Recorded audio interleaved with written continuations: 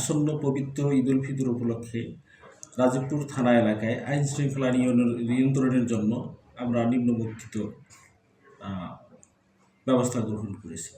থানা এলাকায় যাতে কোনো ধরনের চুরি, ছিনতাই এবং মলমপাঠি কোনো ধরনের অপরাধ না করতে পারে, সেজন্য আমরা মোবাইল পার্টির মাধ্যমে সাদা পোশাকে এবং জনসাধারণের সমন্বয়ে বিশেষ টিম গঠন করে আমরা আইন শৃঙ্খলা নিয়ন্ত্রণের জন্য যথেষ্ট ব্যবস্থা গ্রহণ করেছি।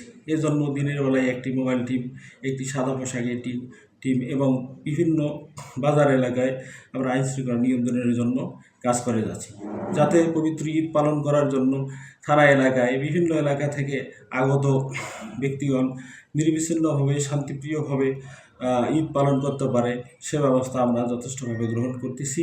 যদি কোনো ব্যক্তি কোনো ধরনের সন্দেহজনক ব্যক্তিকে দেখতে পারেন, তাহলে আমাদের অবশ্যই মোবাইল পার্টি অথবা থানার ডিউটি অফিসার অথবা আমার নম্বরে ফোন করে জানালে আমরা আইনগত ব্যবস্থা গ্রহণ করব। ধন্যবাদ সবাইকে।